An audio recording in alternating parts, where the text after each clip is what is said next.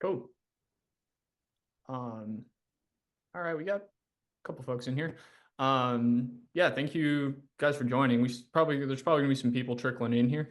But I hope everybody had a good weekend. Now, my name is Derek Schultz. I'm an account executive. I believe I've met with Joel. Harrison, let you introduce yourself as well for anybody who doesn't know. Yeah, man. My name is Harrison Barron. I own a company called Growth Generators. We help MSPs sell and market their businesses with a little bit of operation help as well.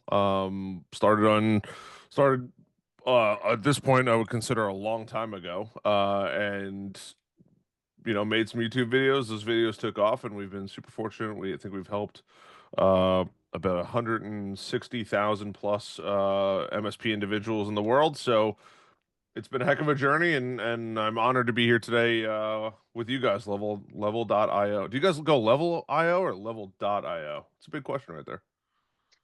I like Level IO. I think that rolls off the tongue pretty nice. Level.io, it doesn't matter to us. You can call us whatever you like. Fair enough. Yeah. Cool. Jason, if you want to introduce yourself as well too. Sure. Good afternoon, everyone. My name is Jason Shavy, one of the founders of Level and the COO, and yeah, excited to be here. Sweet. Cool. Well, yeah, I guess we'll kick it off. Jason's founded MSP, but he's owned MSP for the past 25 years or so, and he's seen a lot of the common challenges that MSPs face as they're trying to grow. He's got some things that he wants to present, some stories. We'll talk about some of the challenges that he faced and things like that. And me and Harrison will just be bouncing questions off him. If anybody has any questions, feel free to drop them in the chat and we'll get those addressed as soon as possible. But I'll let Jason take it away from here. Sure. Let me share a little bit of a slide deck that we'll look at, and you can see that.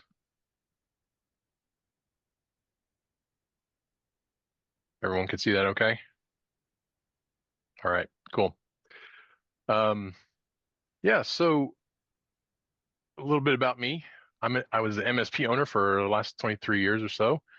Love the MSP world and space. I'm passionate about MSPs and helping them grow. And so as I talk to MSPs within my current role at Level, I love sharing advice, experience, gotchas, avoiding pitfalls, those sort of things that I kind of went through in that journey that I traveled.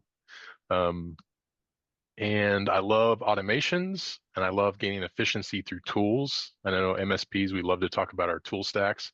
And so, yeah, I do as well.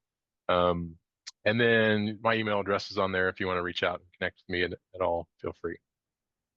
So first thing that I want to do is I want to share story time with Uncle Jason here. So I want to talk about Chester Griffiths. So this is an experience that happened several weeks ago. So on Monday morning, Dr. Chester Griffiths had just completed performing brain surgery on a patient. And he was headed home to his oceanfront property, which is located in the Palisades suburbs of Los Angeles. And as he was going home, he was listening on the radio and learning more and more about the fires that were spreading in the area. And he realized they were heading towards his house. And so on his drive home, he was formulating a plan of action as he was getting there. You see, when Chester bought his house, he had the distinct desire to prepare his home and family for wildfire. So he knew he lived in an area that was prone to fires. And so he started preparing. And so he actually went to his local fire department and got certified in different firefighting techniques, different pieces of equipment. And then he proceeded to purchase all of his own equipment privately, including fire suits, masks, fire hoses, pumps, other things that would be needed to fight a wildfire or a house fire. And I can only imagine his wife's skepticism when he announced that he was going to be doing all this. So I just, when I talk to my wife about some of my harebrained ideas, the looks I get, I can imagine he probably had something similar. Um, and so for years and years, and I don't know how soon, the stories and sources that I've read don't talk about how far in advance he had all this stuff, but I'm guessing years. This equipment sat dormant in his garage or storage, and was unused. But as he was driving home, he realized, all right, I'm going to be able to use these things, and so um, he started, this delicate, this executing his plan of action. And so he got home, he talked to his neighbors. He lived in this cul-de-sac area, and he said, "Hey, we've been ordered to evacuate. Feel free, if you want to get out of here, get out of here. But I have all of the things and the training needed to save our homes. You want to stay, stick around." And so for the next 5 days, him, his 24-year-old son, a few of his neighbors, 24/7 fought this fire. And we've seen in the news and pictures and things like that. And so this is him. He's got his hoses. That's his son. That's coming down the stairs, fighting this fire. And he described it as, at times there was fiery debris kind of raining down from the sky, the size of footballs, and they would do all these things. And Harrison, I know you have a background in firefighting. I can't imagine this being very fun, but yeah, very very heroic. And don't let it fool you. If you like it, it's fun. A lot of fun. Yeah. What's cool about this story is, even when it seemed the fire was unstoppable, 80-mile-an-hour wind gusts, we kind of saw all of this on the news, and all of these things. He wasn't reckless. He had paddle boats. He lived on the beach, and he had paddle boats ready to evacuate if he needed to. There are times when he's just felt hopeless. There's a video I watched where you can just imagine. He was just emotional. He's like, I don't know when I slept the last 3 days, but here he is fighting for his home. And thankfully, in the end, he was able to save his home as well as several other homes on the block from his neighbors. I think in total he saved about 6 or 7 homes between his efforts and the efforts of his neighbors. And so I love that story. Do you remember seeing that picture of that house that's on the news? This is the one that they always showed. And his house is just a few down, the White House on the right, but he saved that house, the one that was standing and they showed all over the world on the news. And so, yeah, really kind of cool story to talk about. So why do I start with this story and talk about these things? Well, one, it's cool, and Harrison's a firefighter, and so we're combining a couple of things. But some principles that I pulled out of this is the size of your MSP does not necessarily dictate the capabilities and your ability to execute. You can be small and still compete with the bigger MSPs. And how do you do that? And I have my three P's: planning, preparation, and process. And so with those 3 things, proper planning, proper preparation, proper processes, you can overcome your size limitations and allow you to compete with the big guys. And so I felt like that was a good story to kind of share that principle. And I found it to be true. Preparation and planning, and particularly processes. If you've got your processes down, you can do a lot of cool things. So I'll pause here. This is a good opportunity. Just, any comments, or, what do you think?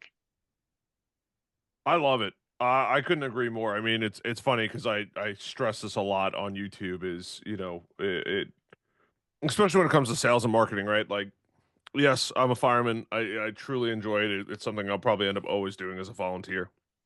And for the crazy people out there that love it, they get it. For the people, it isn't a noble thing to do, but truth be told, for some of the crazies out there, myself included, it's a lot of fun. But one of the things that I talk about a lot is, from the sales and marketing side, right? You're always consistently trying to get better, whether it's your sales, standard operating procedures, kind of like what he learned, right? You learn those things in fire school. But one of the cool things that we do is we come back to the fire station and debrief after, um, after an incident, right? Regardless of how small it is, unless everything went swimmingly well, which rarely it does. It's usually either a formal debrief or kind of an informal debrief. But I talk about this a lot where, you have to have your standard operating procedures, your SOPs, but having a debrief, especially after a sales meeting or something like that, where you're going through and doing the thing, right? Whether it's a sale, you are having a consultation with somebody, right? With the end goal of something positive, hopefully coming out of it. You have to make sure that you go through this process. And that's, I think, something that we sleep on a lot. And then on top of that, we don't realize how much of an impact it can truly have if we just internalize and say, like, and for my YouTube followers out there, this silly little device that sits on my desk, like, this thing's a gold mine. Being able to, and same thing with Zoom. It's great to hear hear yourself and say, hey, what did I do right? What did I do wrong? And consistently getting better with it. Yeah, that's great. I can't tell how many times in my MSP where we would do something, something either good or bad would happen. We'd have what we would call an after action report, and we'd go through and, all right, why did the outcome be what it was? How could we adjust that? What levers can we pull to make sure that we're doing the right thing? So yeah, great Love stuff. it. All right. So the meat of what I wanted to talk about was kind of my journey as an MSP owner, and what that looked like. And what I found in my journey as an running an MSP and growing it, I felt there was certain barriers that I had along that path, and how I overcame them. And so I'm going to put revenue barriers on this, but it could be, and I realize I'll preface this by saying, these are generalizations, so they may not fit exactly. Your MSP may not fit exactly into one of these holes, but yeah, I think it's a good barrier. And whichever, if you're in growth mode, you're gonna experience these same things, maybe at a different revenue barrier than I did. But let's go through them. And so um, I call them the MSP growth milestones. And so this is kind of the format I want to talk about. So early on, I call it the startup phase. This is pre-profitability as an MSP. It looked like, 1 to 5 employees. We were doing break fix. We were, a few MRR customers. My MSP, we did everything. We were hungry for business. So we did home PC repair, and we did websites and database and other stuff that we sold cell phones, of all things. Just so we could pay the bills, right? So anything technical, we were like, hey, let's bring it on, let's do it. And you'll find you can do that to start with, but as you grow, you have to focus. And so I'll share that in a bit. But so what did it look like at that early startup phase? Well, I was involved in everything: sales, projects, support, customer service. I wore all the hats, right? Account management, ordering, vendor relationships, finance, HR, all of those things. And so you are intimately familiar with every aspect of your business. And this is good because then you know exactly what's going on. You have control over it. You do the things the way you want it done. And yeah, it kind of gets done the way you need it to. The challenges that you have in this phase is you have limited resources and time. You can't clone yourself, at least yet. I can't tell how many times me and my business partner said, man, if we could only just clone ourselves, we could really scale this thing. And it's like, nope, can't do that.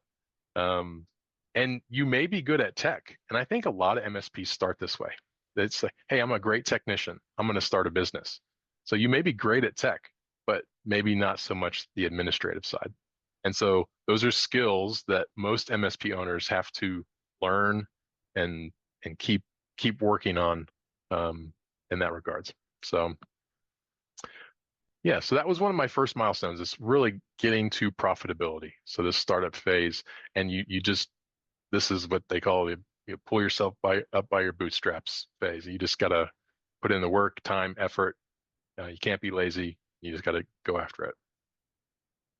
The second milestone is that 1 million in revenue that I faced, at least, and I've talked to a lot of other MSPs that face that same barrier. It's like, all right, we got to get to 1 million. That's the milestone we're shooting for. You probably look to be about 5 to 10 employees at that point, a mix of managed services and projects, maybe some break fix, a lot of break fix stuff. You have employees. You've delegated some things, but you still have a pulse on everything that's going on in your business. You don't have enough customers yet that you don't know what's going on in every single one of them. Your staff is mostly technical. Sales is either owner led, or maybe you have a sales rep, and you probably have about 1 to 3 anchor clients with a handful of other RMM clients or MRR clients. And you start to develop some of your processes, but they're not documented well. They're mostly in your head, and maybe they're not distributed well amongst your team. And so, this is a great milestone to be at. And I think this is where a lot of MSPs are looking and striving to get to that 1 million in revenue. And I celebrate every MSP that gets there. And so, yeah, I mean, Harrison, from your perspective, and I'm maybe more curious about your opinion on owner-led sales versus bringing in a sales rep. What do you recommend around that for MSPs? Good question. So I know that a lot of them go owner led, and while that's cool and all, including myself, right? I would consider myself a master salesperson, but for whatever reason, when it comes to selling my own product, right, and many MSPs their own product, it actually becomes slightly harder, because then when a client's like, could you give me a discount, or like, what could you do for me, like whatever it is, right? It's very, as the owner led, it's much more challenging. And it's funny because I had this realization not that long ago. And I'm like, when I sold for other people, it was so easy because I would have to be like, oh, no, this is the price, right? But when they know that when they know that when they're dealing with the owner, there's a bit more flexibility in there. So, one of the things I always advise is hire for your weakest skill. If you stink at sales, if you can and you can afford it, right, I would always recommend getting a dedicated salesperson and having them, work and close business. Are they going to be, mildly expensive? Yes, but it alleviates. I'm a big fan of working on the business, not working in the business. And if you can spend more time working on the business versus in the business, that's going to ultimately lead to more wins for the MSP. Um, And I mean, when I came into sales, the growth rate went up, and I'm not trying to toot my own horn here, but went up dramatically, right? Because then you're not wearing 1,000 different hats. You're not wearing the owner. You're not wearing the accounting. You're not wearing service desk. Server support or knock team, whatever it is, right? Wherever your MSP is, you're not wearing all those hats, right? You can delegate more and more and more of them. And in many cases, most MSPs are, learning the basics of selling, I think is the most important thing, because ultimately to get to that $1 million mark, you're going to have to do a lot of that, those sales yourself. But I'm a big fan of, if you can swing a salesperson and you have the process to support it and the teams to support it, I'm a big fan of hire somebody that's moldable, that can grow with you, and I think that that's one of the best things that an MSP can invest in. Yeah, that's great advice. Yeah, hiring for your weakest point is I think sound advice as well. It's like, hey, you enjoy doing these things and you're good at it. Hire for your other places that you don't want to do. Yeah. So the challenges of growing beyond this 1 million in revenue that I've identified here, at least for me, was, more of my time was as the business owner was spent doing admin work. There's also this idea of service consistency. So training your staff to do it your way, the company way, right? It's your best employee is you in your MSP, and you may be the best tech, you may be the best whatever, and so training people to do it your way is can be a challenge. That way, it's consistent across all your clients. And then growth requires work, sales efforts, and marketing, and this is work. You can't just a lot of MSPs can grow on reputation, but you have to have sales activity that's going to breed more activity and sales and success. So you have to invest the time in the sales efforts to grow beyond this. Not to say you can't. You can grow organically by word of mouth, but if you truly want meaningful growth, you really need a sales engine. You need to start thinking about a sales engine. Okay, the next milestone that I hit in my MSP after 1 million was the 3 million revenue mark. And so it was, you probably look between 15 and 25 employees, 15 on the best in class, 25 if you are just over hiring, I think, in my opinion. But a majority of your revenue is managed services, and the target that you're shooting for at this point is around 65% of your revenue is in managed service revenue. And what did it look like for me? I mean, we had a larger team, so more of my time was spent managing others or as an escalation point for issues that no one else could solve, right? So the buck stops with you. And so oftentimes you would be that person that would be escalation. Your processes are more mature at this point and better documented. They don't just live in your head anymore. Others can see them, but there's probably still room for improvement. This is where we started having company standards as a company. And what I mean by that is we standardized on hardware vendors, software vendors, our tool stack, our service offerings. We defined very clearly what our products were. And this was a big change for us in that it really helped everyone on the team kind of row in the same direction, so to speak. These make things easier for your company if you've standardized across all of these things. Training becomes easier, and just supporting clients and all these things just becomes easier. And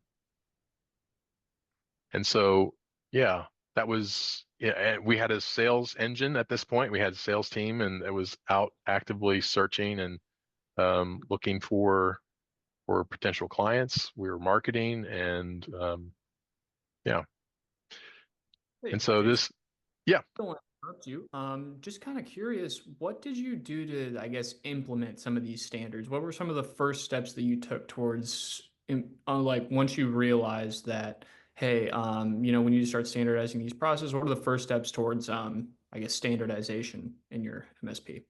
Yeah, that's a good question because it can be scary because you bring on a new client, and let's say you've standardized on, I'll use networking, a vendor as, let's say you've standardized on Fortinet, and you bring on a new client and they've got sonic walls, and you go, oh, they're out of our standard, but they just bought that a year ago.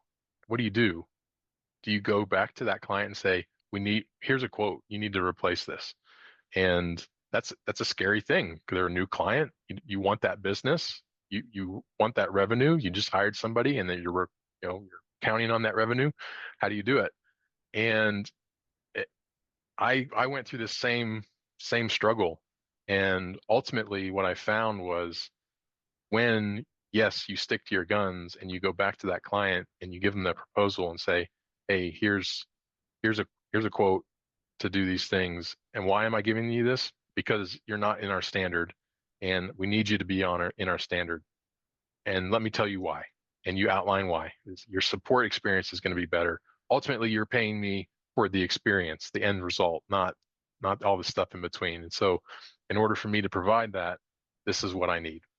And so, yeah, you're going to have to make those hard decisions. And the decision itself is not hard, but you're going to have some hard conversations with clients and customers. But the end result is magical because you get everyone on the same thing. Your support, as those tickets come in, the tickets flow through to closed statuses much quicker, and you have happier customers. So, yeah, any other comments on that? Or No, I think you nailed that one. Honestly, I think a lot of people don't realize, what it's like to go through that process. And I think I'm a big fan of, like, in the beginning, say yes and figure it out. But I also think, while that may be slightly contradictory to some things, it's going to force you to learn new stuff, right? And not that I want everyone learning new stuff, because we are here to build a business, but maybe you find something that you like that you didn't think you were going to like. But also you're going to end up, um, there's winning a MRR client, even if, maybe you're the MSP that's like, hey, I'd rather get the client, and if I gotta bite the bullet and take a little bit of their month, MRR, and put it towards standardizing their tech, is some people might think that's criminal, but, like, to win the client, in my opinion, that's a worthwhile investment for the technology. Or maybe you lease it, right? I think you can get creative with financing. You can lease things, um, to customers, right? Whether that's physical hardware or anything like that, and say, hey, look, this is our standard. We're going to lease it, lease to you. And maybe it's just a couple bucks more, but it gives that client or the customer an incredible experience, because now they don't have to worry about, something new, or they don't have to worry about are they going to do the best job because they don't have the exact system that they originally wanted, right? And that, I think, could be a huge, um, fear for people. But I think when it's addressed correctly, and it's, I think a lot of it is, it's in my opinion very similar to sales. It's not what you say, it's how you say it. So if you approach it, or approach the customer with, like, hey, like, this is in the best interest for you because of XYZ thing, XYZ thing, and XYZ thing, I feel that they're going to be much more open to saying yes, even though it might be slightly, if you've gotten them to the point where they're excited to work with you, that's really just a mathematical error, in my opinion. yeah, I found that the earlier we have those conversations in the sales process, the smoother it was for us going forward. They just kind of know, and you Yep. just have to sell on the value of it. It's not, really is $2,000 or $3,000 to replace a firewall gonna, make that big of a difference in the, lifetime value of that customer? No. Um, but it may be a big hurdle for them up front. And so the earlier you can address it and get over it, the better off everyone will be. Yeah, So, that I do agree with. If you can get out ahead of it, it's probably something that I would try to get out ahead of sooner than later. yeah. The challenges that you face in this stage and overcoming this. So this is where I still felt like I wanted full control over everything going on in my business. And I got to a point I was getting pulled in so many directions. I was overloaded and burnt out, and I needed help managing. Um, you can only, and maybe there's superheroes out there that can manage, 5 million in revenue by themselves without needing other people to help. That wasn't me. I mean, 3 million was my limit, in my MSP. So once I got there, I was burnt out. And so I was like, we need to change something. You become the limiting factor in growth in your MSP if you try to maintain control fully at that point. And so I felt like I was losing control. I couldn't know everything that was going on with all my clients. And the other challenge that we faced was market differentiation. So like, how do we distinguish ourselves from the others? a lot of stuff in the MSP world has become commoditized, and you can go and look. So every MSP is going to have a ticketing system, and they're going to be able to open and close tickets. And every MSP is going to be able to remote control and patch and do all of these things. And that's what we used to go into clients and say, hey, we're going to do all these things proactively for you. Everyone does that now. So it's, how do you differentiate yourself? It can't be you anymore. I think up to this point, you could say, well, my process, me, who I am, I'm an awesome tech. It can't be you anymore. It's got to be something else beyond what you provide, because you can't do it all anymore. So these are challenges that have to be overcome to kind of grow beyond this. The final revenue milestone that I'll share, and there are more, but I'm going to stop at 5 million, was the 5 million mark. You'll probably look between 25 and 40, although you could do it with less depending on your market and who you're targeting. You maintain a 65% or higher in managed services revenue. Your revenue is coming from there. And what it looks like is you now have departments with different roles. Each department has a team lead or a manager. And you manage managers, or you've hired a general manager, one of those two things, because you can't manage everything by yourself at this point. So you're managing the managers, or you have a general manager that is managing all those teams.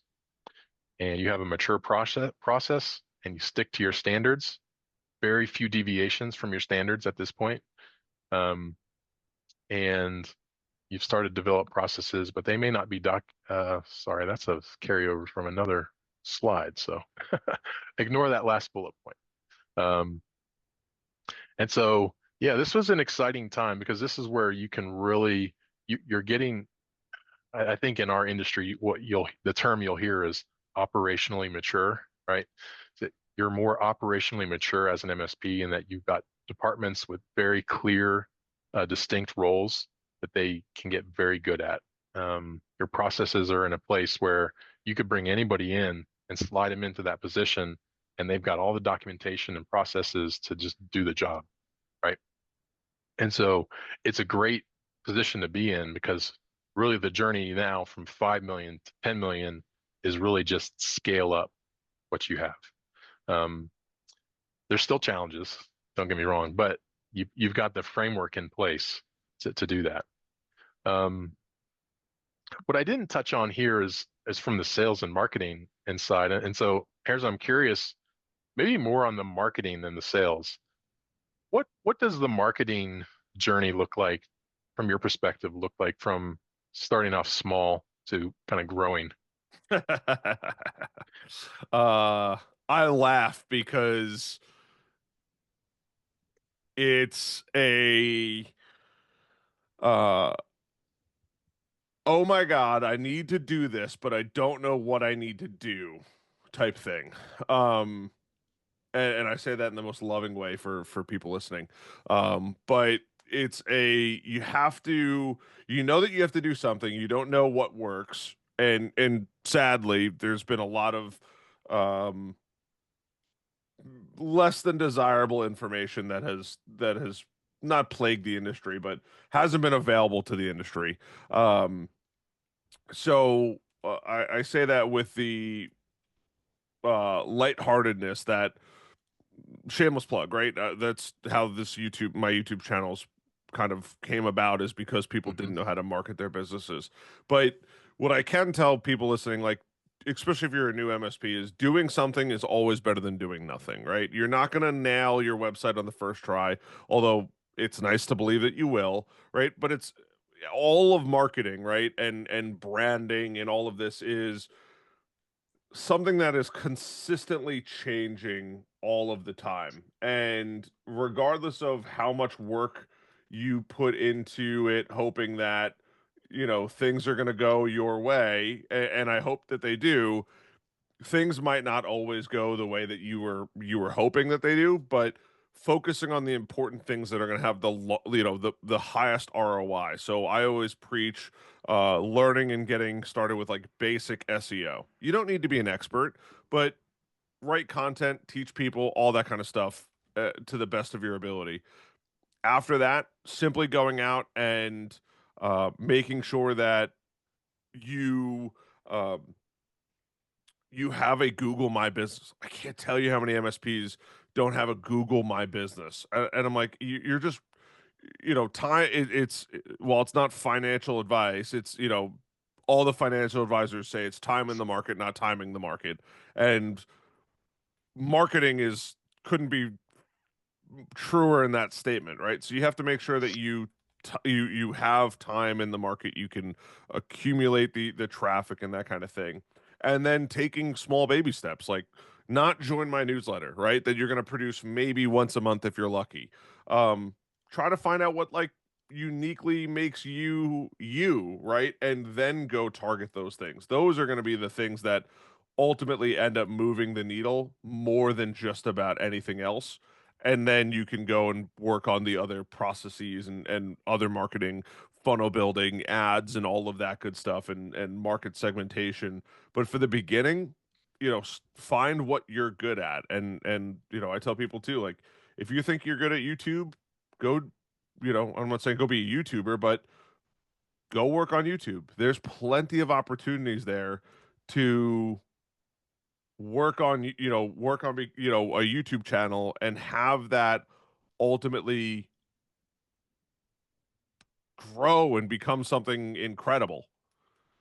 So that would be my advice for marketing, and then progressively as time goes on, you'll get better and better, and then when you fully get your processes dialed in, you'll have more time to focus on marketing and lead generation and all the sexy things that everyone looks for. Yeah, that's great advice. I wish I followed it sooner, honestly. Uh, for me, it was not trying to bite it all off at once and then just being consistent. It was like, okay, even if I'm just going to say once a month, I'm going to do one little thing, and then being consistent with it every single month. And that can be difficult because I know we're all busy and we're all overloaded, but that consistency, calendar it, make sure you dedicate the time to it and just do it. It will pay dividends. So a million percent. I don't think enough people, and I relate a lot of marketing to like going to the gym, right? You're not going to go to the gym and get ripped next week. I'm sorry to burst your bubble. But if you do it consistently over time for long periods of time, you're going to end up ultimately seeing some pretty decent results, right? And then those results are going to, you go to the gym today, you'll get, 1% better, 1% better, 1% better. And I would love your feedback on this, but like, I talk about this all the time. If you look at your competition in the MSP world, the bar is a toothpick off the ground, if that. It is so freaking low. Most MSPs are buying their blogs. They're not even proofreading their blogs. They're not adding in pictures.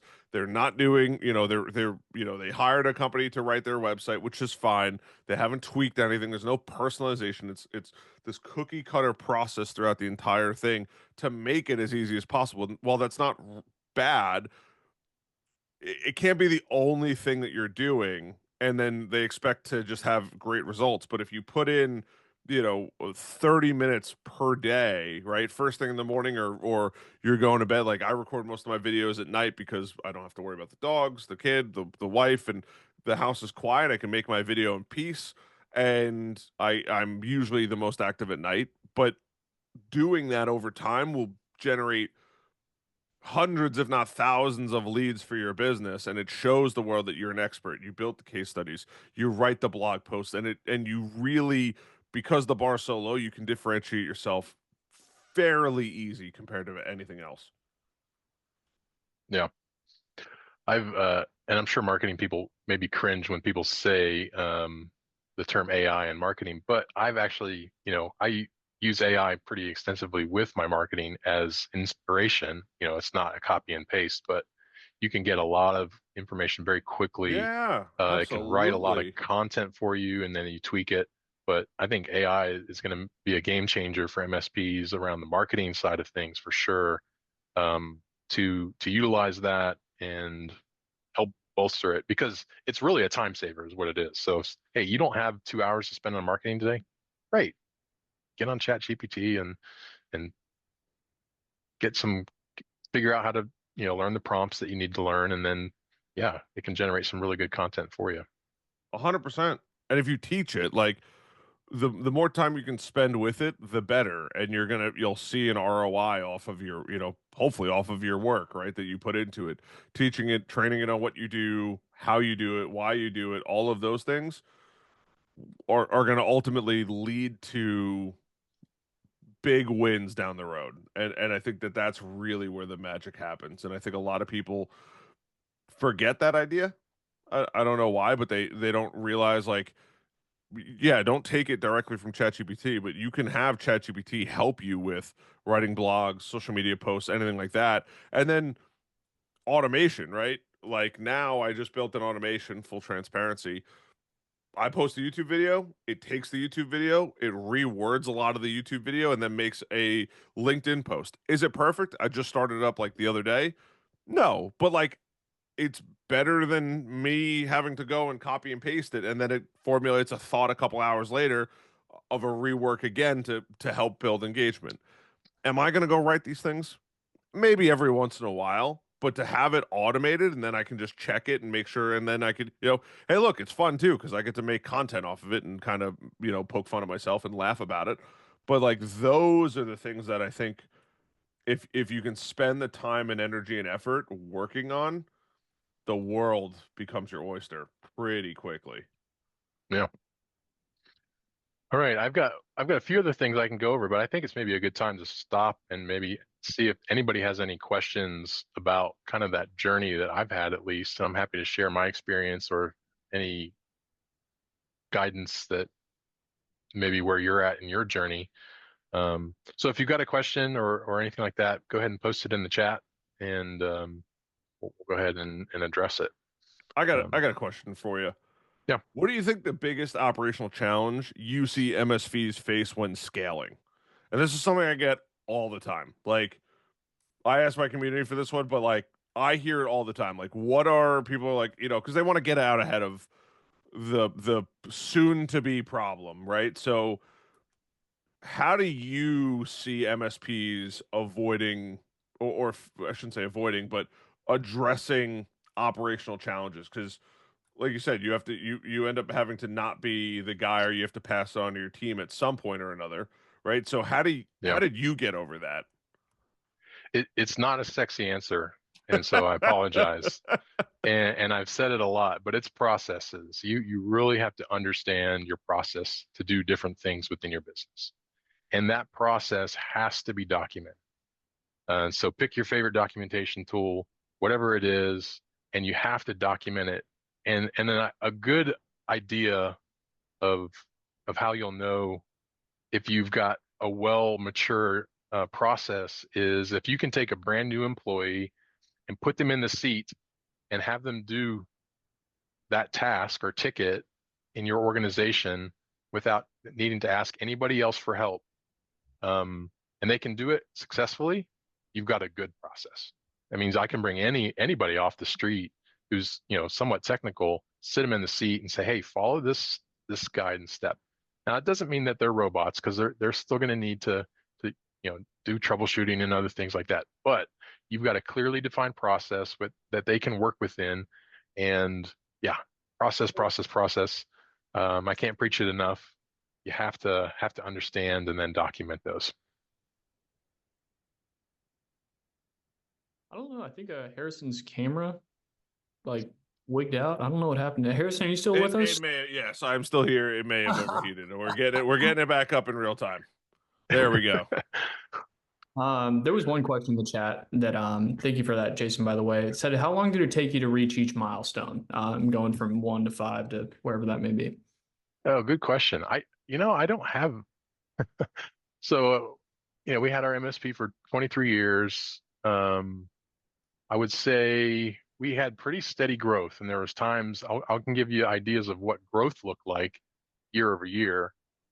It was double digits pretty much every year. Anywhere from 12 to 20, 25% growth year over year.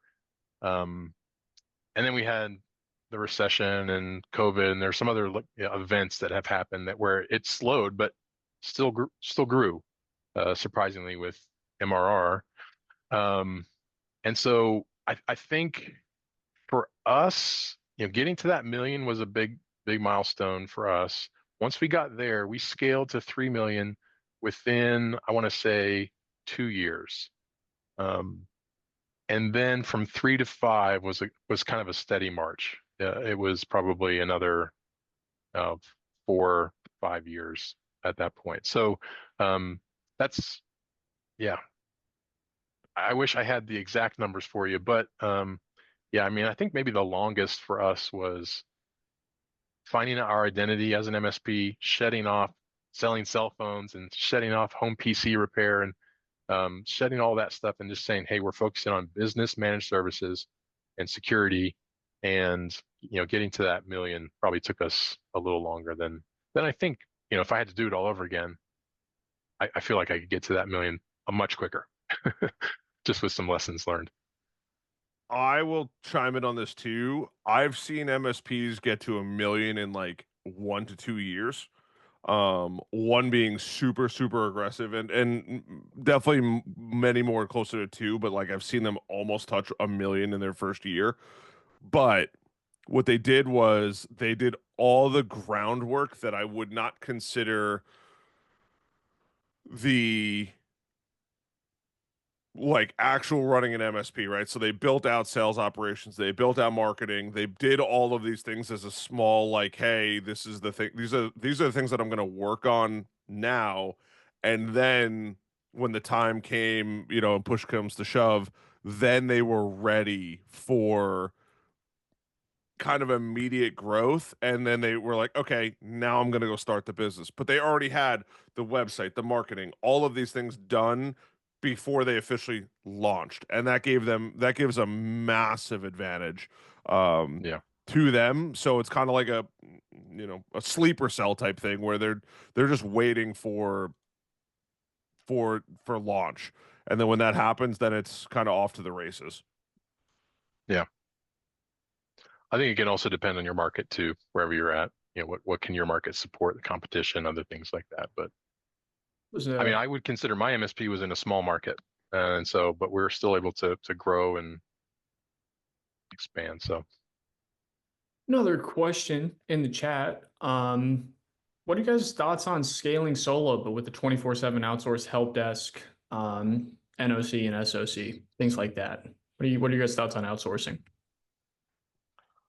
for smaller solo companies, MSPs?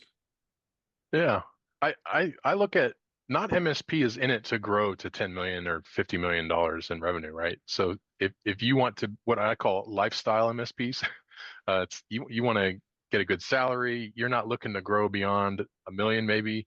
Yeah, I mean, I think really when we're looking at gross margin and gross profit in the business, the less employees you have that you can do the work with, the better, right? And so, yeah, if you can do it solo as large as you can, eventually you will hit a ceiling though, where you just won't be able to grow beyond yourself. And if that is, different from the goals that you have as a company, then that's when you're just going to need to scale at that point, and that's going to be headcount. Thank you. Harrison, I had a question for you. I wanted to ask this while we were on the topic of standardization, but give you a little scenario. I'm a small MSP. I want to bring on my first salesperson, and I think about hiring you. What are some things that you would like to see as you step into an MSP that's in, I guess, growth mode to help you, I guess, get set up for success? Believe it or not, and this might sound so dumb, but like you gotta want it. I can't tell you how many MSPs are like, yeah, if we grow, we grow. Can't help you there.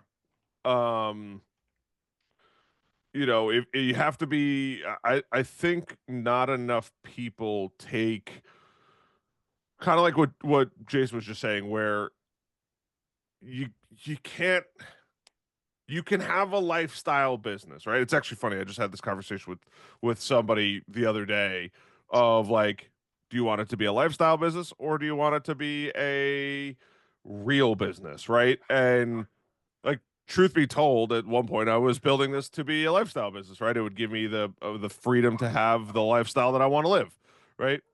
And then, I had a nice rude awakening and I was like, wow, it's probably time that I get serious with this business, right? And really kind of put the, nose to the grindstone and make this thing happen. So, um, but there's plenty, and by the way, neither one of them is wrong. If you want to have a lifestyle business and you want to outsource things, then I think that's great. But if you really want to get to the, millions of dollars, Jeff Bezos doesn't outsource Amazon, right? And while that is probably the most extreme example, I mean, there's truth to that statement. You have to make sure that you are heavily involved in one way or another throughout the entire process of the business. And if you're not, you can't control certain things, you're not going to end up becoming as profitable or successful as you more than likely want to be. And that's where I think a lot of you have to be, you have to know what you want. I think knowing what you want out of the business is arguably the most important thing. Because if you know what you want out of the business, that then gives you a ton of freedom to say, no, I want this, or I want this, or whatever it is truly at the end of the day that you're looking for to get out of your business. But I think a lot of people start MSPs as like a screw you to my boss, I'm going to go do this and I can make all this money. And yes, but if you really want to make the money that you want to make, you're going to end up working way more working for somebody else, for yourself than you will if you work for somebody else, right? But the growth potential is nearly limitless. So you have to know going into it, right? The plan of, hey, this is what I want out of my business. This is what I want to turn it into. This is why I want to turn it into those things. That will make a dramatic difference on your success in business, um, than having it be a lifestyle. Does that answer your question? That does. Yeah. Cool. No, you're really just asking for just commitment from the owner that they're gonna, if you need something to, I guess, help you sell, you want them to be committed and you want to be able to, you want to have access to those resources. Yeah, I just want people to be serious about it. Like I think a lot of people look at business as like hey, I get to and there's nothing wrong with this.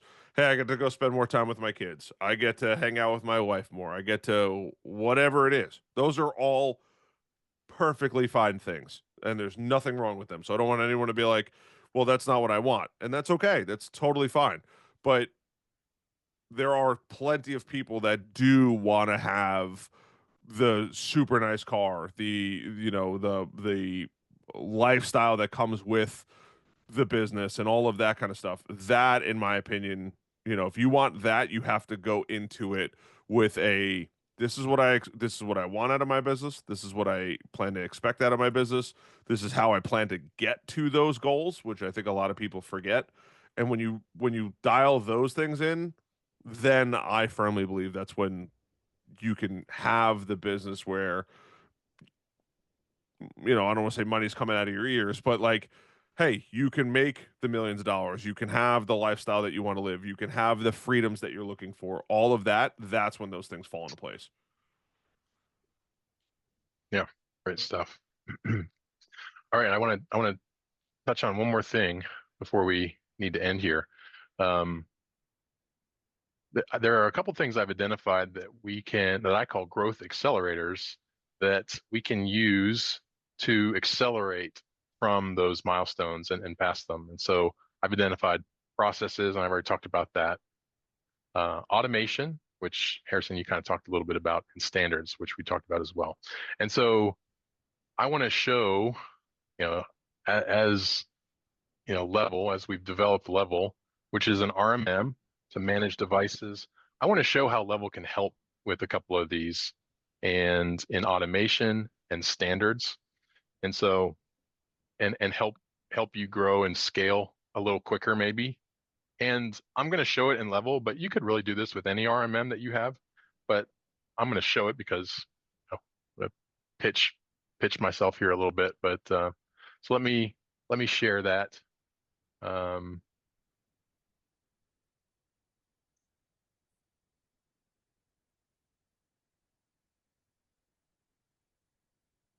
Okay, let me make sure I'm good here. All right, so this is level. When you get logged in, you've got agents here, and I'm just going to, you can go on our YouTube channel and look to see, how you would configure and navigate around level. But I'm going to quickly show you how we could look at first standards and then some automations. And so for standards, one example would be if you've got account managers or VCIOs, and they're going to have meetings with your clients to be able to identify devices that are outside your standard. And so in level, what we would do is we would create a policy. This is a monitor policy. And here's some things that we're monitoring on these devices. I'm just going to add a new monitor, and I'm going to set this up. So I've got a script here that I'm going to run, which is my minimum standards. And I'm very quickly going through this, but I'll explain it. Basically, we're saying this script is going to run and check the standards on this device. And if the output of that contains the word alert, and that's in the script, you'd have to look at it. It's going to raise an alert. And I'll call this minimum standards alert. And we'll auto resolve these if they, and I'll just add that monitor. And so this monitor policy, this global policy, is applied to all my agents via this tag. And so if it's tagged with workstation or server, I'll start to see those alerts, right? And so as this runs, I had it set to run every minute. I'm going to just go to my global alerts here. And so I've got some alerts that are in the system already that we're looking at. But as this runs across these devices, we'll be able to see if there's anything that's outside of my standards, right? And so what this will do is bubble up to your VCIOs and your account managers, say, hey, we just got this alert or minimum standards alert on this device. There's some more coming in now as they're checking in. And what I can do is I can expand this and say, hey, here's the alerts. Primary disk, maybe your standard is every device has an SSD hard drive. It's got to be domain joined. We have a standard on resolution on our monitors to be productive. Maybe you've got CPU or RAM, or here's these alerts. And so in this case, yeah, hey, here's some things that we can take to our client and say, hey, we've got 3 devices that are outside of our standards that we need to replace. Here's a proposal to do that. You go in, you get that signature, you've got a little project on your hands now. And so very quickly, you can see with a policy, we can bubble up this information within your tool to get you what you need, right? So I set this globally. I don't need to touch it. It's just going to alert me when anything comes in that's out of our standards, right? So that's an example that we would do in level. For standards, we can take that a step further as well and keep going. I won't do that in this webinar, but there's more that we can do with that to figure out what that looks like. The other thing is I want to talk about automations, because this is where you can really kind of multiply your efforts. And so part of Level is our automations platform and pipelines that really make us powerful. And so here's a bunch of automations that I have. I also want to plug in, if you're using Level, we've got a library of these automations on our website that you can find, and these are curated by us in the community, that if you come in here and you search and you say, hey, I needed this disk cleanup automation, I can click into this and read the description. Here's everything that's going to import, and I can single click import that into Level. It will build that automation and import it for me immediately, right? So very, very easy to kind of get these, so you don't have to start from scratch. But one of the automations I want to show real quick is new PC setups, because a lot of MSPs will spend a lot of time on this. Maybe you need to be bigger before you kind of fine tune this process. And so we've got some automations that you can use, but basically this is an automation. There's a triggers up at the top here. So these are what trigger this pipeline. So when a device is created or the setup tag is applied to a device, we are then going to run through this pipeline of actions. And you can see there's a bunch of things that we're doing automatically. So we're removing bloatware, we're installing Windows updates, we're deploying your AV, your EDR, setting up admin users, some Windows settings, time zone, power settings, configure the wireless settings on that device, your VPN software, join it to the domain, lots of different things. We're also using, deploying Microsoft 365 applications. We're installing and updating third-party applications using Winget. And then we're applying some tags and other policies that are going to inherit, that's going to monitor and set different policies to do your MSP managed services on those devices, right? So this is an example of an automation that when you, hey, we got a new client, we're onboarding 10 new laptops, you can tag them and run them through this pipeline, and this can save you hours and hours, right? And now just multiply that over all of your clients, and this is where you start to build some efficiencies. So, and whatever automation tools that you have, my advice is always, if you have to do something more than 5 times, you need to spend some time and automate.